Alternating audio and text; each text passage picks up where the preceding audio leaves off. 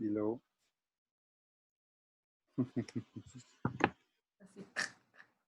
grabando, Las sandías, del libro Cartucho. Mamá dijo que aquel día empezó el sol a quemar desde temprana hora. Ella iba para Juárez. Los soles del norte son fuertes, lo dicen las caras curtidas y quebradas de sus hombres. Una columna de jinetes avanzaba por aquellos llanos. Entre Chihuahua y Juárez no había agua. Ellos tenían sed. Se fueron acercando a la vía.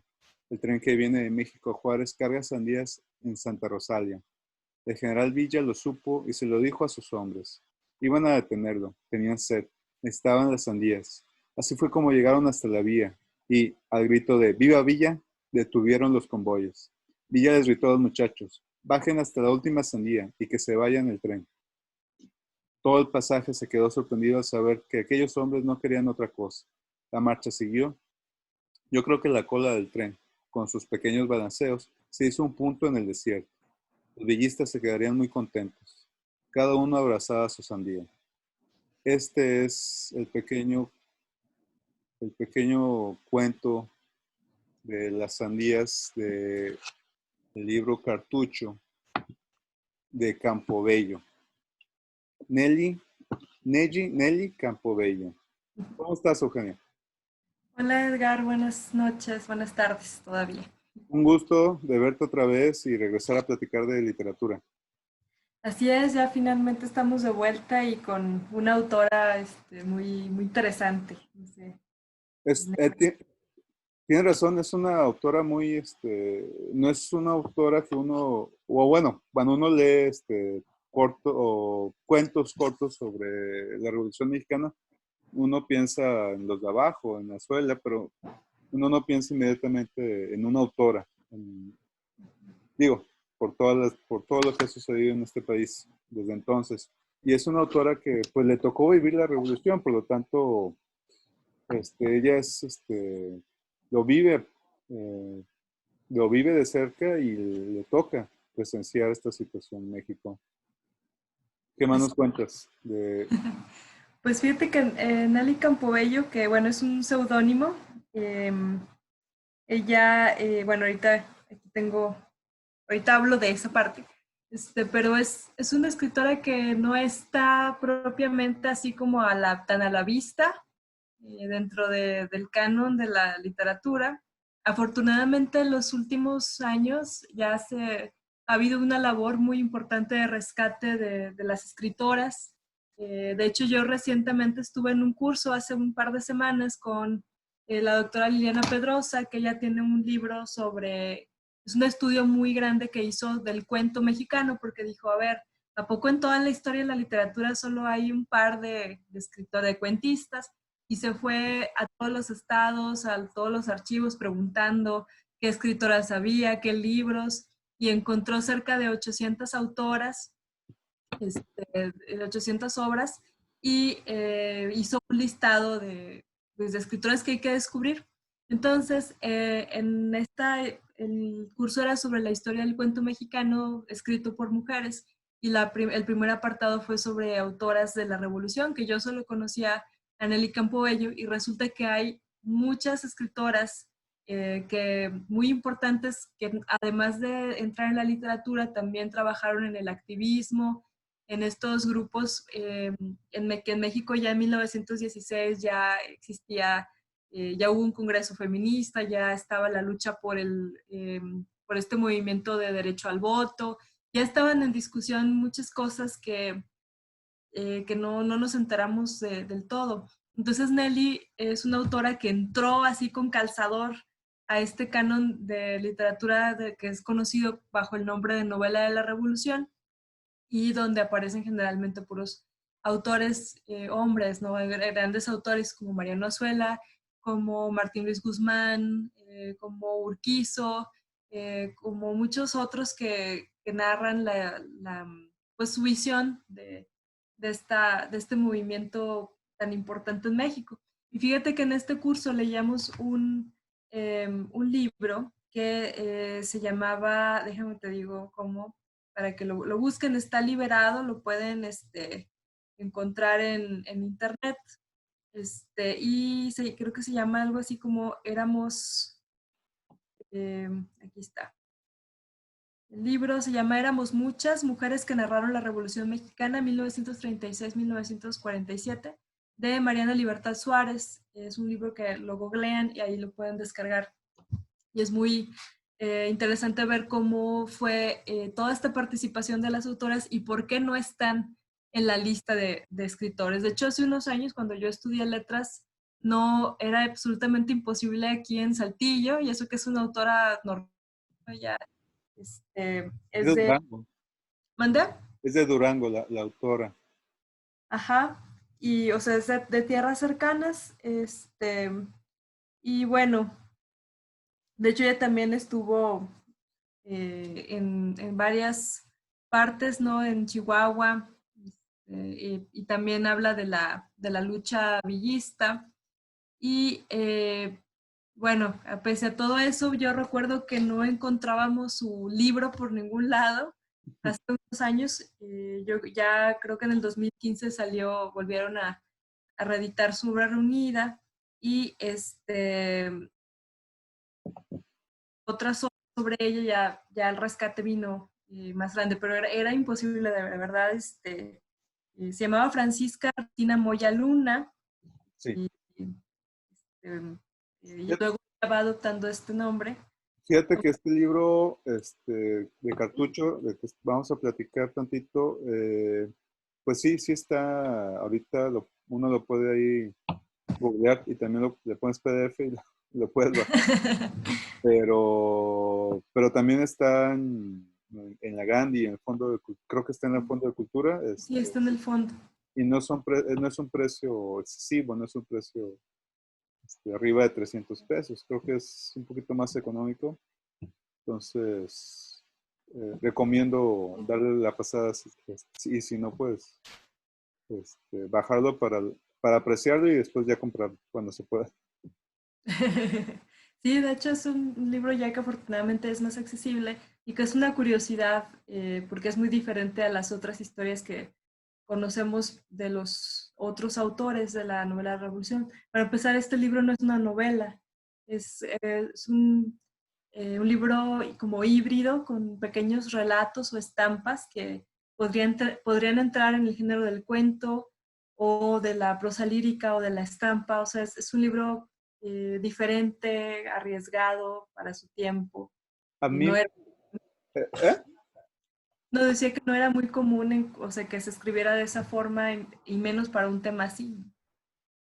A mí me fascinó el hecho de que son imágenes que uno espera un clímax muy potente o muy fuerte y en algunos casos sí, pero en algunos casos no. El clímax está en medio o simplemente acaba como con estos silencios o con esta expectativa con esta falsa expectativa. Es en Sí. algunos sentidos, pues en narrativo pues se puede decir que es como un anticlímax, pero uno lo disfruta porque así era la revolución, o sea, venían de repente y se iban y dejaban desolado la situación o como el que leí al principio era una situación muy precaria de los revolucionarios y termina de alguna forma algo o cómica o jocosa, en la que los villistas se quedan con sus sandías abrazados. Entonces, entra en la ternura, entra en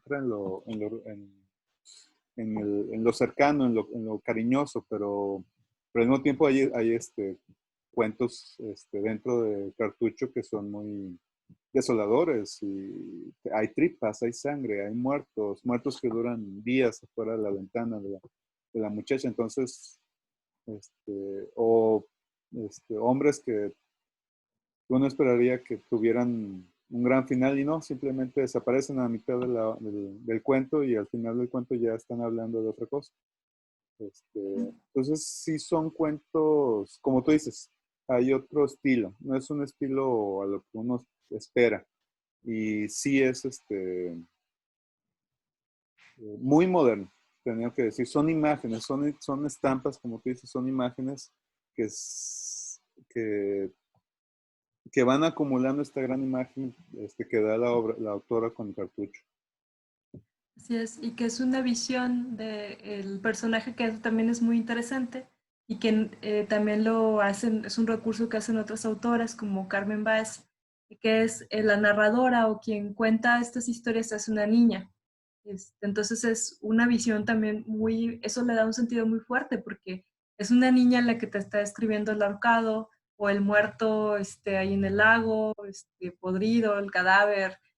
Es una niña la que te está diciendo que los hombres se iban y ya no volvían, o que pues lo veían pasar y luego ya nada más era así como un cadáver. Entonces, y sí es cierto, esto tiene momentos lúdicos, momentos violentos, momentos tiernos, y que es como la revolución vista desde adentro también, ¿no? O sea, desde la intimidad de la vida cotidiana.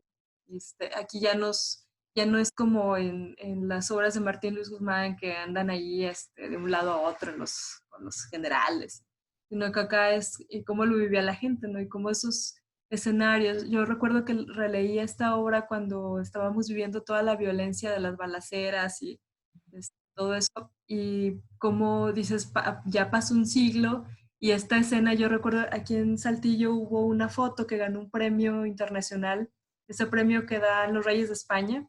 Un fotógrafo de aquí retrató en un puente unos cuerpos colgando, envueltos en sábanas, terrible la foto, o sea, aquí en la ciudad, y dices, ¿cómo ves? Lees las imágenes de Nelly Campobello y era una violencia también así muy cercana, muy gruesa, y que está lejos de caer como en la ingenuidad o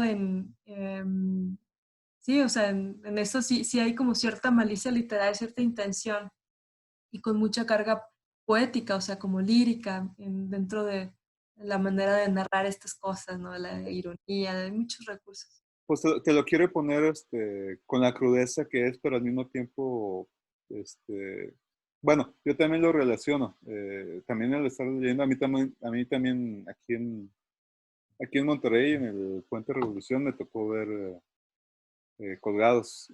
No estaban envueltos, pero iba conduciendo con mi madre y no veas, no veas. Qué horror. Pero digo, es la cotidianidad, creo que aquí es el elemento que se siente bastante, que pasó, lo que nos tocó y lo que sigue tocando todavía, que todavía no se acaba.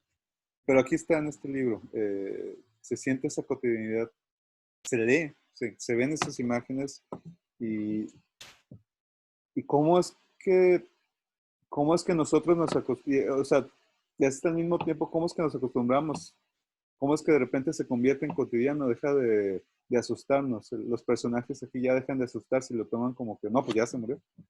Ya, pues, o sea, ya no nos asusta, pero es parte de esta vida y es parte de lo que, no nada más de lo que está pasando, sino de lo que tenemos todos los días, del día a día, del quehacer, como ir del baño, como ir a comprar la comida, o sea. Sí, ese era el escenario de todos los días, ¿no? Muy, muy. Es lo, es Y lo que que también, sí, es el problema de la crudeza de este tipo de situaciones.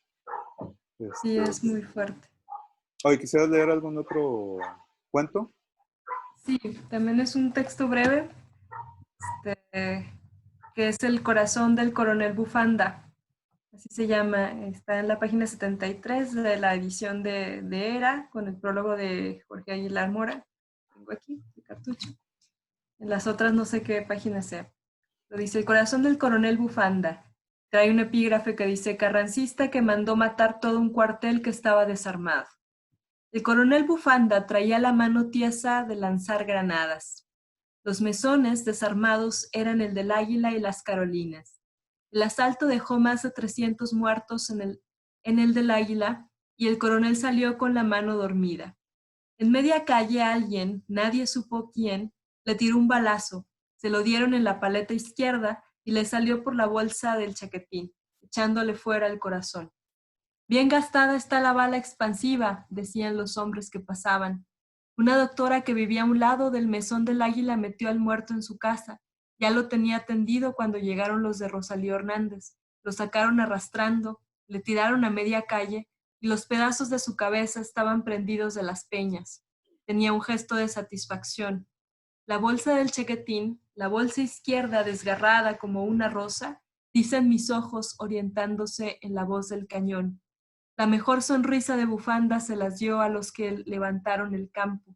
Todos lo despreciaban, todos le dieron patadas. Él siguió sonriendo. Al final, es maravillosa cómo lo resuelve, ¿no? O sea, la ironía, lo lúdico, el terror, lo sanguinario, todo en una estampa tan breve. Y qué bueno es el tono del libro, que en momentos es más, como decías, más tierno o más violento, pero me gusta la imagen, o sea, porque también está diciendo algo detrás, está hablando también de una furia, de un enojo social, etcétera. Entonces, uno puede leer este libro y lo lees, y siempre hay lecturas diferentes que están ahí. Y eso que ella en este otro libro, en el de su obra reunida, hay un ensayo que se llama Mis libros, y ella cuenta cómo fue que empezó a escribir y todo, y la verdad es que no la tuvo fácil porque no, para empezar este libro no gustó en su época, no lo entendieron, no tuvo buena acogida. Ella dice, no, pues mientras seas así como que la bonitilla y, ay, mira qué interesante, y lee, ay, a ver, recítanos un poema, no hay bronca, ¿no? O cuando escribes por ejemplo, sus libros de poemas de las manos de mamá y cosas así, no hay absolutamente ningún problema, pero cuando empiezas a hablar de Villa, que ella tiene un texto sobre el villismo, cuando empiezas a hablar de política, cuando haces un texto como empieza las trabas. Por ejemplo, Martín Luis Guzmán, que fue ahí como compañero, amigo, y le ayudó con algunas cosas para buscar una publicación, pero luego empezó a decir él de que, ay, este libro tenía muchas faltas de ortografía, o sea, yo lo tuve que corregir. Así como decían también de Pedro Páramo, ¿no? Que ha dicho Macero, decía, ay, no, el libro era un caos, yo lo arreglé.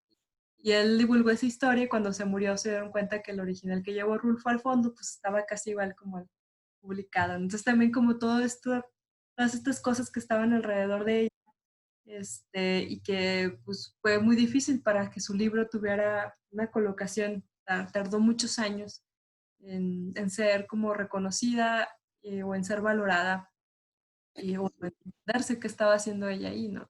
Uno esperaría que en literatura, en las humanidades, en estos grupos institucionales o no institucionales de la cultura, pues tendrían más apertura, ¿no? Uno esperaría esto, pero al mismo tiempo, pues hay que desmitificar. No es así.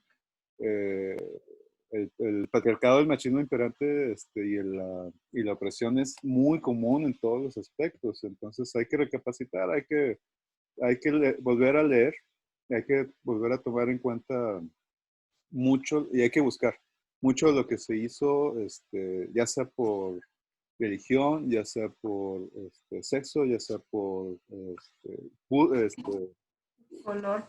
por color o por inclusive intereses políticos, también por ser Sí, socialistas claro. o estar Esa con... es otra. Por ejemplo, toda la literatura socialista, la poesía, todo eso, está Están todo lo que peleados. está comunismo, socialismo, la literatura, el arte, está como tapado ahí, enterrado, ¿no? Ahí. Y bueno, pues en la época de Lázaro Cárdenas, ya ahí como que ya se empezó a, pues como que a desdibujar esa franja. Ya los que tienen intereses socialistas, pues ya tienen un poquito más de espacio.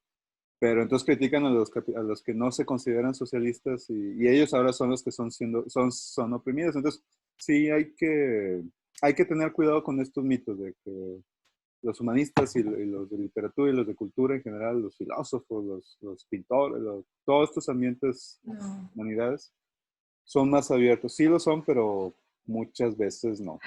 No, y Entonces, aparte hay que- la vida de Nelly Campobello, o sea, ella también fue un personaje muy importante para la danza, fue fundadora de el Instituto Nacional de Danza, y pues hacía coreografías y todo, o sea, no solo se dedicó a la literatura, y que tuvo un final bastante oscuro, ¿no? O sea, secuestrada por unos antiguos alumnos, ya estando ella grande. Estos se van adueñando poco a poco de su casa, no la dejaban ver a nadie, que cae en el olvido, dicen que la tenían en condiciones muy lamentables de higiene, de todo, y muere, van y la entierran en un panteón, y nadie se enteró, sino que de repente alguien dice, ¿y Nelly Campobello? ¿Qué onda? Y empieza la búsqueda y todo, y se dan cuenta que ya había muerto, que vivió sus últimos años secuestrada, que le habían quitado pues, su dinero, sus cosas. Entonces imagínate que la tenían ahí casi que amarrada ahí en la cama. Entonces imaginemos también lo que le hacemos a nuestros intelectuales, a nuestras figuras del arte mexicano, ¿no? Ese es un fin bastante macabro de Nelly Campoy. Yo cuando me enteré de todo lo que le pasó, pues dices, híjole, qué horror. Y todavía que su libro siguiera luchando. En ese libro de Éramos Muchas dice que se preguntan por qué la obra de ella sí entró al canon y no la de todas las otras, porque hubo muchas escritoras, novelistas, poetas, ensayistas, ideólogas políticas que escribieron en la época de la Revolución.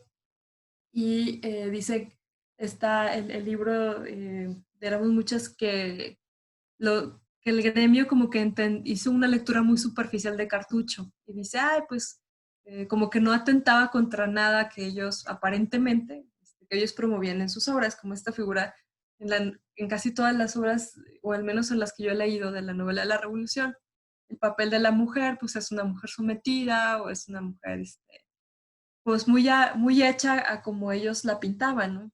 Y entonces ellos dicen, ay, pues es una niña, refuerza esta idea de la mujer como algo débil, pero es una lectura muy superficial porque en el fondo pues es lo opuesto, ¿no? O sea, es la fortaleza de una niña que se enfrenta a esa realidad, que la narra, que sale victoriosa de ella, etcétera. Y pues finalmente hay que preguntarnos, ¿no? En todas las tradiciones literarias, que siempre hay como 80,000 autores hombres y 2 mujeres, entonces las dejan entrar, o sea, hay muchas más, cuando te pones a escarbar te das cuenta que hay un universo de escritoras y muy valiosas y muy padre, pero ¿cuáles dejan entrar, no? Pues a quienes ellos consideran, que ellos consideran, y en realidad no es así tampoco, que no atentan contra lo que ellos defienden, ¿no? Por ejemplo, en la tradición de novela inglesa dicen, ay, ¿por qué a Jane Austen sí está bien leerla? Ay, pues porque no atentaba contra el matrimonio, no atentaba, etcétera. Pero finalmente si la leemos desde otra óptica, pues entendemos que es una persona que está retratando una realidad que no se conocía, que está dando el punto de vista de lo que vivían las mujeres dentro de la casa, que era una buena escritora, ¿no? Entonces también siempre hay que preguntarnos y de qué hablan, y ya cuando empezamos en este curso a ver a otras autoras, es bastante, digo, bueno, porque eso no lo vi en la escuela, o sea, vas a la facultad a estudiar letras y pues, obviamente no puedes estudiar todo, pero pues sí te das cuenta que hay un canon muy marcado y que todo lo que está afuera no existe.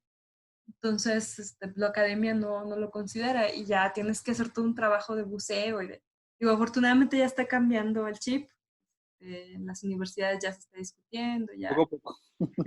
lento, lento, pero existe, yo he visto mucho movimiento ahora en la cuarentena, he tomado varios cursos, he escuchado videoconferencias muy interesantes de autoras que están haciendo investigación y todo muy padre para rescatar la historia y las obras, porque ahí te encargo, conseguir las obras de todas estas autoras que no Es, es es- canon es titánico. Entonces, y no solo las mujeres, sino, por ejemplo, toda la tradición de obras indígenas, como tú dices, de todos estos, de los socialistas, de los exiliados, de todos estos gremios que están al margen de lo central, y que pues es algo, una visión muy padre. O sea, yo la disfruto mucho y eso que la novela, a mí me gusta mucho leer a Martín Luis Guzmán, creo que a Mariano Suela fue un escritor muy brillante, o sea, los admiro, pero pues también hay otras miradas. es que lo triste es que no les dieron la misma oportunidad. Eso es más que nada. Escribieron, eh, pudieron publicar, pues, pero hay muchos que no publicaron, hay muchos que no tuvieron la oportunidad, hay muchos que inclusive que hayan publicado como esta autora, pues no le dieron la misma fuerza que los otros autores que sí eran varones. Sí, Y a final de cuentas, pues el que sufre es el mexicano, porque pues aquí hay en este libro visiones muy fuertes, o más bien muy complejas de lo que era la Revolución Mexicana, y para para el mexicano en general, la Revolución Mexicana fue nada más la muerte de Madero, Villa, la gran presencia de Villa, el centauro del norte, de Zapata, como el gran charro, con esta imagen, Como la pintura del Zapata gay, ¿no? O sea, que estaba deja hinchando. tú, o sea, se lo imaginan como un Aquiles, como un Héctor, este personaje Un icónico, supito. mitológico, que es súper varonil, un Apolo. Y luego viene ya Carranza a crear la constitución, a acomodar las cosas y lo mataron y ya se acabó. ¿Quién ganó? ¿Quién sabe? Entonces esa es la visión, es una visión muy, la que se ve en la primaria y la secundaria, pues es muy limitada. Y ya en la prepa ya se olvida de la revolución, ya no se habla de ella. O se vuelve a repetir lo que ya se vio en la primaria. Pero no, o sea, se conoce así como muy fragmentado, o sea, no entendemos bien, este, o sea, para empezar fueron varias guerras diferentes, ¿no? O con diferentes momentos, intenciones, caudillos, geografías, que duró muchos años. Y si no entendemos, es difícil porque en la escuela nos enseñan las efemérides, la historia como efeméride, y por eso, o sea, no entendemos qué onda y es difícil disfrutar estas obras, de estas novelas de la Revolución si no sabemos qué estaba pasando y ya cuando entras en contexto es, bueno, a mí se me hacen unas obras muy ricas, muy movidas y que pusieron o sentaron las bases para la novela o la gran novela de los mediados del siglo XX, ¿no? Como Pedro Páramo y todas las obras de José Revueltas, etcétera.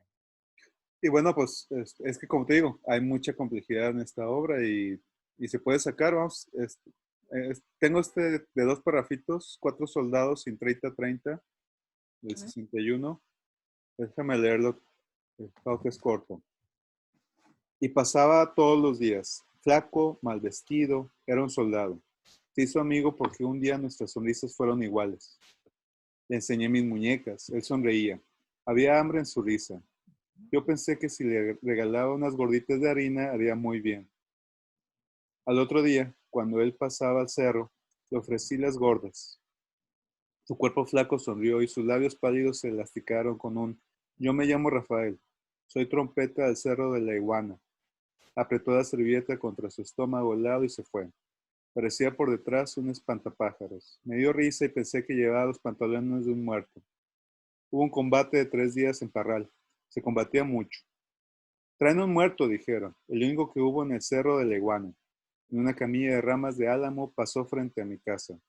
Lo llevaban 4 soldados. Me quedé sin voz, con los ojos abiertos, abiertos. Sufrí tanto, se lo llevaba. Tenía unos balazos, vi su pantalón. Hoy sí era el de un muerto. Híjole, Este, ¿cómo lo cuentan, no? Esos detalles y me dio risa, y, o sea, que es una niña, ¿no? sí, él sonreía o que su cuerpo flaco sonrió. Labios pálidos se elasticaron con un "yo me llamo". Y, Este, y que pues por detrás parecía un espantapájaros. Llevaba los pantalones, pensé, llevaba los pantalones de un muerto y al final hoy sí era el de un muerto. Eh, y bueno, también las gorditas, yo más que nada los cogí por las gorditas de harina. Son deliciosas y te llevan a este momento en el que pues tu abuelita te hace tus gorditas de harina y pues lo común que es en la zona, este alimento. Y, y prácticamente lo lees y al tener el contraste del personaje que está delgado y está hambriento, luego recuerdas el hambre y te da esta imagen inmediatamente del sabor, del olor cuando se están haciendo o cuando pasas al lado de una señora que está vendiendo o de algún local. Eh, y es algo que uno no puede evitar. Y así aparecen muchas más imágenes locales, terriblemente humanas y terriblemente norteñas por la zona en la que está la revolución. Los escenarios que aparecen aquí en el libro. Y lo cual yo, pues obviamente nosotros los norteños que estamos arriba de la Ciudad de México, pues nos sentimos identificados. Por eso, pues invito a cualquiera que sea de la zona a leerlo y a quien no es de la zona a leerlo al mismo tiempo para que pueda conocer un poco más, porque casi del norte no se habla más del centro. Se cree que los indígenas, que no había indígenas acá en el norte o que no había cultura indígena. Y cuando ponen uno cada del norte dicen que no es de, que es nativo de Estados Unidos y no es mexicano. Entonces, se conoce muy poco de esta zona. Y que sí hay fíjate que el otro día hay un maestro aquí en Saltillo, el doctor Carlos Recio Dávila, que es uno de los historiadores que más ha profundizado en los estudios pues, de la localidad. Y el otro día lo invité a dar una conferencia sobre las lenguas que se hablaban acá en el norte, ¿no? Porque pareciera que aquí no hubo pasado. Y, por ejemplo, aquí en Saltillo estaban un grupo de personas que se hacían llamar como naciones, explicaba el maestro que era una noción distinta de la palabra, pero hablaban una variante de chichimeca, que era una variante de náhuatl. Entonces, solo conservamos 18 palabras, 18, 20 palabras de su lengua y fueron exterminados con con la esclavitud, era un pueblo libre, ¿no? Un pueblo en movimiento de exteriores, de montaña. Los meten a las minas, pues se murieron con las epidemias y ya para el siglo XVII ya no había nadie. Entonces, los grupos indígenas que llegaron pues fueron de los tlaxcaltecas y de otros lados que fueron llegando de nuevo. Pero hay también una cultura por descubrir y un pasado que recrear en el norte, ¿no? Y estas obras, y como esta autora que está acá en esta otra parte, pues ofrece una mirada importante y que es en el norte donde se gestaron estos movimientos o los inicios de algunos de estos movimientos de la revolución y que acá en el norte también, de hecho aquí en Coahuila agarraron a los insurgentes, a Hidalgo y a todos ellos en Acatita, que es un lugar que está cerca de aquí. Los Entonces, traicionaron.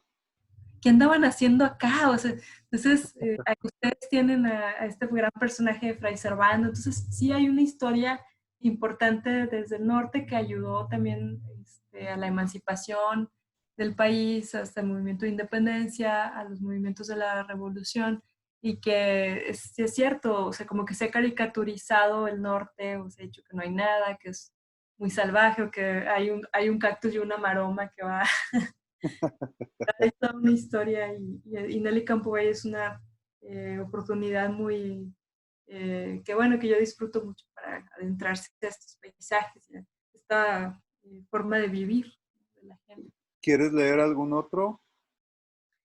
Sí,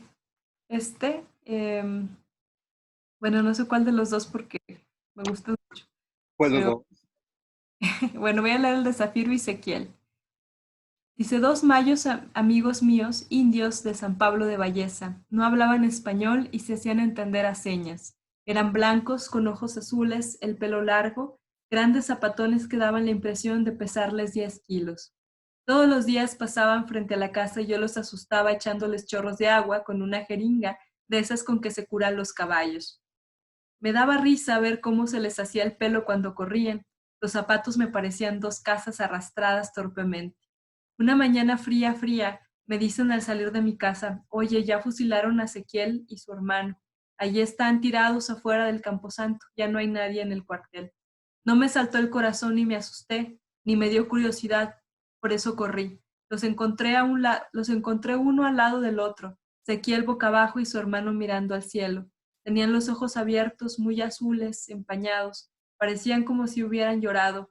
No les pude preguntar nada, les conté los balazos, volteé la cabeza de Ezequiel, le limpié la tierra del lado derecho de su cara, me conmoví un poquito y me dije dentro de mi corazón 3 y muchas veces, pobrecitos, pobrecitos.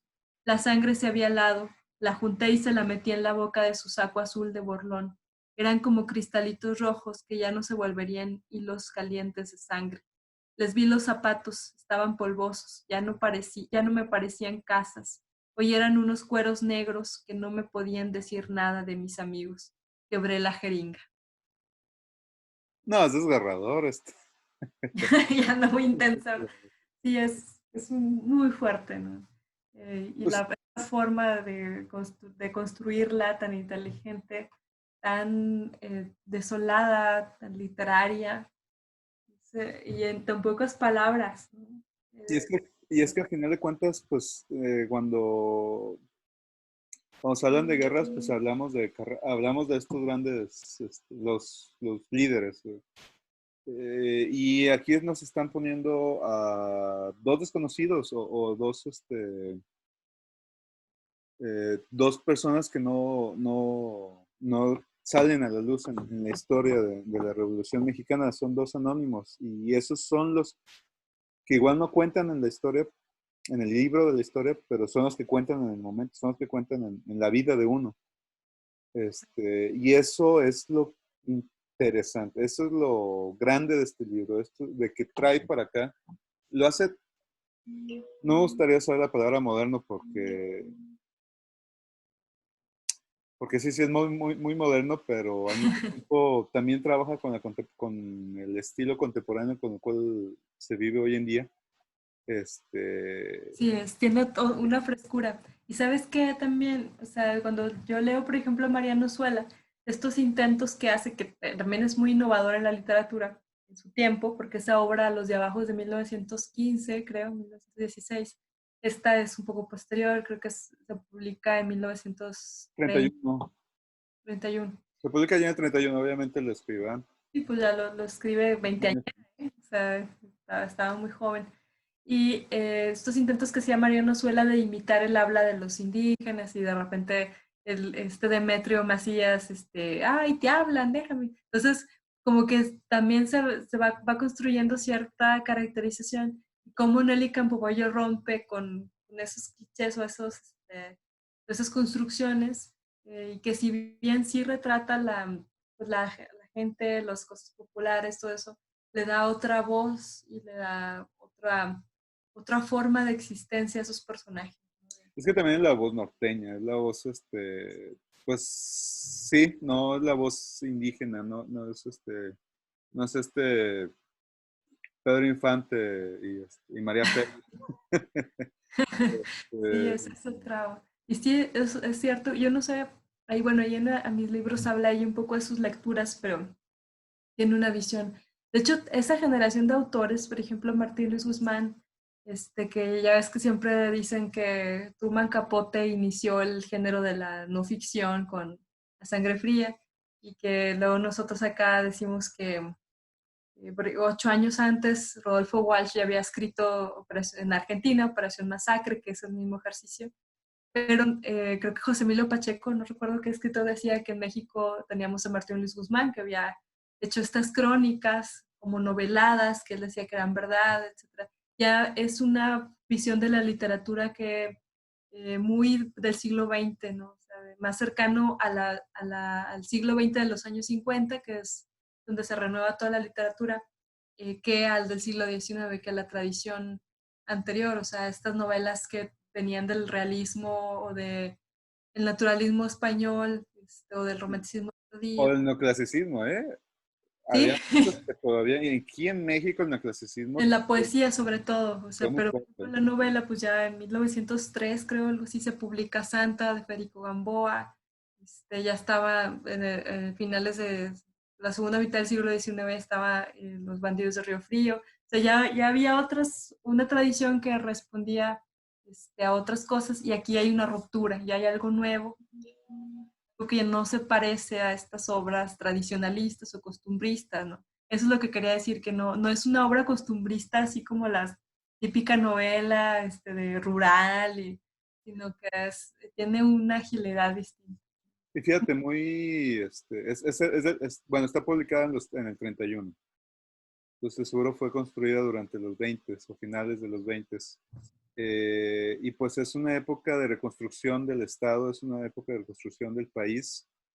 Se empieza a reacomodar el gobierno, los partidos, los sindicatos, los movimientos, los grupos, todavía estaba armado, todavía había situaciones violentas y bélicas. Y pues los cristeros, ¿no? Todavía siguieron Fue las la guerra cristera con calles, lamentablemente, pues calles hizo lo que tenía que hacer, pero,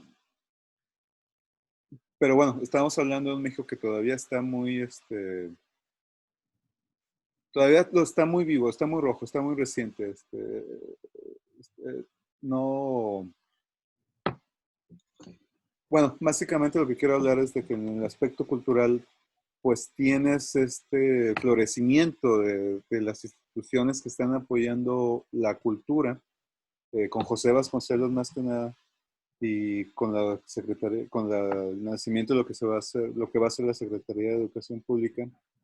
Y cuando ellos traen al indio, a la cultura, al rostro de la Alameda, por ejemplo, con los muralistas, pues es este indio oaxaqueño, de Michoacán, del centro del país. Y y es lo que está presente en lo que tú mencionabas en los de abajo, de Azuela. Pero este es el norteño, este es el de la calle, es el común denominador. Y eso le da mucha localidad, le da mucha regionalidad, pero al mismo tiempo lo hace muy contemporáneo, porque ahorita es adaptar, atraer, contemporarizar, poner en el frente lo más local y lo más particular posible en el frente. Ya no es crear mitos, es desconstruir los mitos, hacerlos, desnudarlos para darles la humanidad lo más humano, hacerlo lo más humano posible, perdón. Claro. Sí, es un espíritu que tiene esta obra, ¿no? Y que, no, al menos yo en las lecturas que tengo de la narrativa mexicana, es algo que se encuentra en obras mucho posteriores, o sea, muy posteriores, ya casi por ahí el otro día tomé también hace mucho un curso de literatura mexicana. Decía el maestro, no recuerdo cuál de todos los maestros era, que la novela de la Revolución cerraría con esta obra de luto humano de José Revueltas, ¿no? Que ya José Revueltas retoma el tema y ya le empieza a dar otro toque, ¿no? Pero estas obras de Nelly Campobello, aunque sea este tema que duró tanto, o que todavía está presente en México, ¿no? De la justicia, del este México rural, etcétera, en la literatura, tiene una movilidad, una plástica mucho más alejada del resto de los autores, ¿no? Que aunque eran grandes escritores, todavía, bueno, yo creo que salvo Martín Luis Guzmán, pero los otros, o al menos los que yo he leído, ya tenían todavía estaban un poquito pegados a cierta tradición. Y aquí es una ruptura total. Y aparte es un género breve, ¿no? Que en México también tenemos autores muy valiosos e innovadores como Julio Torres. Y otro aspecto que hay que recordar es que Villa era un villano. Todavía en este momento, cuando fue publicado el libro, había mucha propaganda, hubo, pues, como lo mataron, hubo una propaganda en contra de Villa, para justificar el asesinato. Entonces, y aquí se presenta muy humano, aquí se presenta muy cotidiano. No es ese mito, no es ese monstruo, no es eso del que ya he estado comentando una y otra vez. Eh, por lo cual vuelvo a invitar a que quiera tener este punto de vista un poquito más cercano, más cotidiano, y también lo que tú mencionas, que es un estilo, es una obra adelantada, muy contemporánea, muy moderna, podría decir que postmoderna, mexicana. Lamentablemente tengo que decir postmoderna, perdón. Esa es otra discusión. Pero No, sí, ¿sí? Dime. no, sí, y que es otra, como que nos va a sacar de todo este imaginario que tenemos ya como muy establecido. Yo también recomendaría, o bueno, sugeriría, es que estoy viendo si la tengo por aquí, una novela que se publicó muchos años después de Elena Poniatowska que se llama Hasta no verte, Jesús mío, que es también una obra innovadora porque es como la primera obra en México que nace directamente de un testimonio real, o sea, esta mujer fue una joven que anduvo en la revolución, luego se viene a la ciudad, es como toda la vida de ella hasta que se hace grande. Y pues es, la Poniatowska lo toma directamente de esta mujer que va entrevistando y es como una especie de continuación, ¿no? De qué pasó después de la revolución con la gente que anduvo ahí, que vivió todas estas cosas, le hizo justicia realmente a la revolución. Y que también es una obra escrita por una mujer que tiene como protagonista una autora y son voces muy diferentes, ¿no? O sea, esta es una mirada, pese al contrario de lo que todo el mundo piensa, las mujeres tuvieron una presencia muy importante en la revolución, no solo como soldaderas o como acompañantes, sino desde ideólogas, traficantes, de muchos aspectos, desde la política. Muchas de ellas, incluso las de las que tomaron las armas, pues se vestían de hombres y tomaban nombre masculino. Y ahorita todos se andan asustando de que, ay, los transgénero y, ay, que eso no es de Dios. Y bueno, es algo que ha existido, ¿no? Estado siempre. Y No, pues, es em, que la Revolución Mexicana, recordando las palabras, o bueno, las ideas de paz, fue una fiesta, fue una rebelión, fue una revuelta muy interesante en la que muchos aspectos que estaban dormidos y ocultos gracias a la dictadura de Porfirio Díaz, pero no fue una dictadura nada más política, fue también cultural. Atrapados, ¡pum!, se voltearon, salieron, o sea, tuvieron la oportunidad de poder salir a la luz. Y pues también, obviamente fue el aspecto de ira, fue el aspecto de lucha en contra de la opresión de la dictadura de Porfirio Díaz, pero también estos otros aspectos culturales, de sociedad, de raza, de género, religión, y al final de cuentas eso también provocó movimiento en contra, que fue la situación cristera que sucedió después, ya con Calles. Pero, hay una novela, que fue la primera novela que escribió Benito Taibo, que luego ya él se dedicó más a la promoción del libro y todo. Pero recuerdo que aquí a presentar la que se llama Polvo. Es una novela histórica muy amable, muy padre y que aprende uno mucho de ese periodo de la guerra. Bueno, acá está el niño Fidencio en acción, ¿no? Personaje, tan pintoresco y que sigue siendo todo un personaje en la cultura mexicana. Y que es una novela también, si quieren leer una novela así ya, o sea, más contemporánea de ese tema de los cristeros, me gusta ese libro de polvo de Benito Taibo. O sea, fue como la sorpresa, yo no lo, bueno, nadie lo conocía acá y hace como 10 años se vino a presentar su libro. Yo recuerdo que no traía dinero, estaba estudiando y me faltaban, no sé, como 40 pesos. Le digo, ay, es que me falta, y sacó de su bolsillo y me dijo, a ver, ¿cuánto te falta para completar el libro? Pero, o sea, esa es una obra interesante, o sea, otra forma de hacer novela histórica, ¿no? Y es que estos sucesos han inspirado muchísimas obras literarias, este, de muchos autores y autoras que han explorado los sucesos de la Revolución y de la Guerra Cristera desde otras. Ah, pues de hecho José Revueltas tiene un libro que creo que lo tengo prestado, gracias, que se llama Dios en la Tierra, ¿no? Un cuento que así se llama el libro de cuentos, ¿no? El cuento es una de las obras maestras de la narrativa mexicana, Dios en la Tierra, muy simbólica y que también recupera esta obra de los cristeros, ¿no? Entonces, sí, o sea, la verdad es que hay una creatividad muy grande y una variedad de opciones importantes para entrar en la literatura que aborda esos movimientos.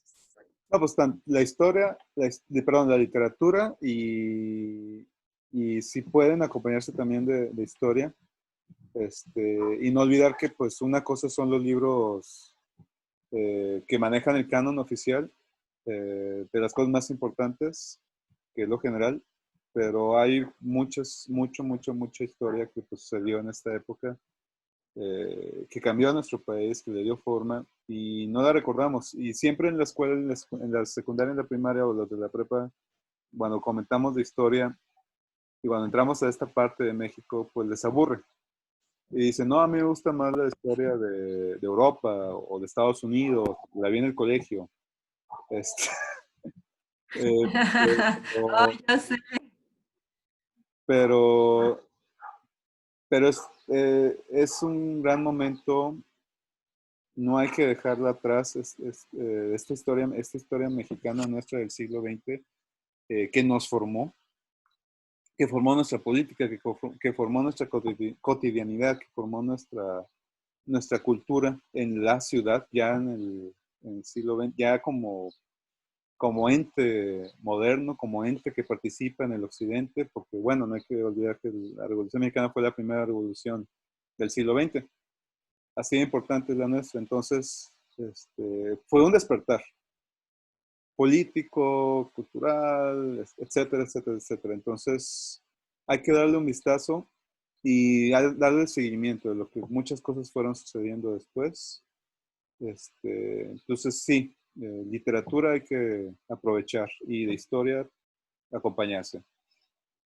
Pues muchas gracias, Eugenia. ¿Algo más que quieras comentar de Campobello o de su obra, Cartucho? Sí, O ya se nos acabó el cartucho. no sé dónde dejé, acá está el libro. Que también muchas veces con las escritoras pasa que pues, hay un libro, pues ahí medio se logra colocar, en este caso es Cartucho, pero que tienen más obra, entonces yo les invito a conocer. Yo he escrito varias cosas sobre la poesía de Nelly Campobello. Aquí tiene, en este libro de obra reunida, vienen algunos poemarios como Francisca Yo, versos, bueno, viene Cartucho, viene Las manos de mamá, apuntes sobre la vida militar de Francisco Villa, ¿no? Que es una obra política y que ahí, por ejemplo, en la historia de la literatura, como con esta Antonieta Rivas Mercado, que tiene una obra sobre, este, una crónica sobre Vasconcelos, etcétera, y que esas obras también son difíciles de conseguir y no se valoran y todo. O sea, hay que verlas no solo como autoras de que, ay, qué linda, qué poética, sino que también fueron personajes políticos que discutieron, que se pronunciaron, que tenían una visión de la Revolución Mexicana, una visión de la historia del devenir, que creían en un ideal, que creían en ciertas cosas que se iban a cambiar y que por eso se esforzaron, en especial, por ejemplo, ella contra de todos los obstáculos del mundo para poder sacar su libro, ¿no? Y poder mostrarnos lo que ella pensaba y que por eso también es importante leerlo y que además está al nivel del que ustedes quieran, ¿no? O sea, es una obra verdaderamente rica y que es sencilla. No sé si sea fácil de leer, este, ¿Por a qué? lo mejor es difícil, a lo mejor es fácil de leer, pero es difícil como de asimilar. ¿Organizar? Me costaba que de repente era demasiado, como ¿Información? mucho, ¿dónde? ¿Mucha información o No, como mucho impacto, muy, muy fuerte, ¿no? De repente dices, híjole, pero es una obra que se puede leer, o sea, que es un género amigable también, que le da mucha versatilidad. Entonces, yo creo que es una autora excelente para adentrarnos en este periodo, ¿no? De la literatura.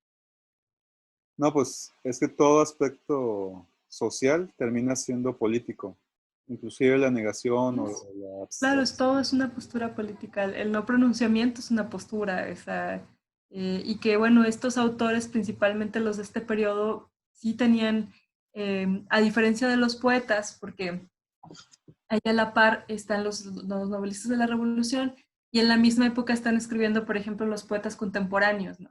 Que ellos abogaban por una cultura, de una cultura de élite, con lecturas muy europeas, etcétera, por la iniciación de una alta poesía mexicana. su tema no era lo social, su tema era la poesía. Ajá.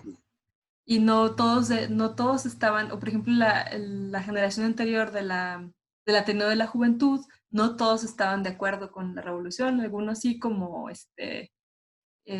Martínez Guzmán o José Vasconcelos después, que ya le tocó otra etapa, pero otros como por ejemplo Alfonso Reyes, que pues se va a Europa becado por Huerta, imagínate cuando cae y le fue como feria al pobre. bueno, ustedes se saben mejor la historia, ¿no? No, por ser hijo de Bernardo Reyes, pues le toca estar Claro, al ¿no? lado del conservador. Sí, y que, pues bueno, finalmente son posturas políticas, ¿no? Y son escritores importantes, estén de un lado o del otro. No todos los autores que escribieron en este periodo eran como, estaban a favor de la Revolución Mexicana. Obviamente los que la novela de la Revolución, pues sí estaban metidos en eso, ¿no? Pero había muchos movimientos, los estridentistas, ¿no? Que también uno de los grandes movimientos de poesía olvidados de los contemporáneos, estaba, pues había muchas, estaban ya también unos años después, por los 40 más adelante, todo esto del muralismo. Entonces, hay desde muchas trincheras suceden muchísimas cosas en la cultura, muchas visiones y todo, y que bueno, podemos conocer una parte, al menos de este lado de Nelly. Sí, sí, está muy rica, está muy rica. Este momento es muy, muy rico en ese sentido. Por todos lados, o sea, México no era este terruño desértico en que llegaron los villistas y lo dejaron sin sandías, sin gallinas, sin huevos, sin cerdos, sin burros para trabajar. No, en este momento todavía se estaba produciendo, había cultura, la gente leía a los franceses, a los alemanes, a los ingleses, a los gringos. Sí, Este, la verdad que sí. había mucho, específico, bueno, sí, podemos hablar de que pues en el centro proliferaba esto y más o menos en el norte, pero mucho más en el centro, de forma desmedida. Entonces, Ujú. pero aún así está presente. Y obviamente hay foráneos que pues iban y venían. Ahí está ay, el gran autor de Soda de Patria, López Velarde. López Velarde, que pues no pertenece, no, él era foráneo, pero aún así No estaba preparada, pero lo tienes ahí aquí en la lo mano. tengo. López Velarde, gran autor de Soda de Patria, y pues que curiosamente uno vive o pasa la revolución, o pasa la fecha de la revolución, o pasa la fecha de la independencia, y dan ganas de releer este poema. Aunque al final de cuentas no, este, pues sí, no habla, no es un poema canon en el sentido de que está hablando bien de México en todos sus versos. Hay una situación ahí fuerte, pues la revolución está ahí fuerte en las imágenes, en algunos versos, pero ya después hablaremos de él. Sí. Pues nos Buenos despedimos, favoritos. Eugenia. No, pues muchas gracias, Edgar, por animarte a hacer estas charlas y por leer a Nelly para poder comentarla hoy. No, vamos a seguir. Mientras que tú quieras, yo aquí estoy. Me quiero despedir con este pequeño parrafito que se llama Las 5 de la tarde de la página 68. Y nos despedimos. Las 5 de la tarde. Los mataron rápido, así como son las cosas desagradables que no deben saberse. Los hermanos Portillo, jóvenes revolucionarios. ¿Por qué los mataban? El, camposan- el camposantero dijo, Luis Herrera traía los ojos colorados, colorados, parecía que lloraba sangre. Juanito Amparán no se olvida de ellos. Parecía que lloraba sangre. A los muchachos Portillo los llevó al Panteón Luis Herrera, una tarde tranquila, borrada en la historia de la Revolución. Eran las 5. Pues eso fue la Revolución.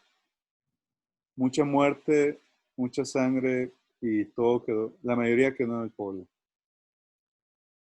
Así es, sí, hay que preguntarnos, ¿no? Sí, como dice Juan Rulfo, ¿no? En sus cuentos de Nos han dado la tierra y todo eso, si en realidad, cuántas cosas se compusieron y cuántas se descompusieron más. Así es. Y se siguen descomponiendo, pero hay que seguir componiendo. Claro, hay que inspirarse del espíritu revolucionario de ellos que defendieron el derecho a no ceder en cosas eh, que no debían ser, ¿no? En la injusticia, en la desigualdad. Yo creo que también eso es algo que hay que aprender, sobre todo en estos momentos de incertidumbre. Hay que seguir defendiendo nuestros derechos, nuestra libertad. Así es, y pues que nunca va a acabar. La verdad nunca va a acabar, pero este video sí se va a acabar. Muchas gracias, Eugenia. Nos despedimos. Gracias. Hasta luego.